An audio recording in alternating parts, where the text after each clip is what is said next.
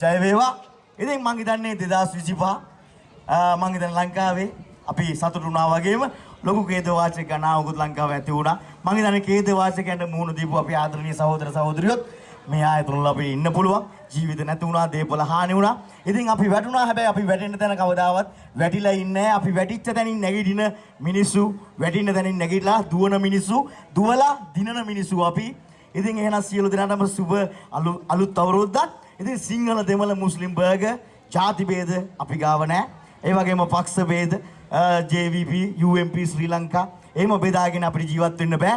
හැබැයි මම ප්‍රාර්ථනා කරනවා ශ්‍රී ලංකාවේ වසන සියලුම දෙනාටම 2026 වසරේ සිට එළඹෙන සියලු වසරක්ම කිසිම කරදරයක් අතුරු ආන්තරාවක් ප්‍රශ්නයක් නොවි ස්වභාවික විපතක් නොවි සතුටෙන්ම ජීවත් වෙන්න පුළුවන් වසරක් වේවා කියලා සියලු දෙනාටම. එහෙනම් ජාති ભેද පක්ෂ ભેද දුරලා අතින් අල්ලගෙන අපි එකට නැගිටිමු. ප්‍රශ්න ජීවිතේට එනවා.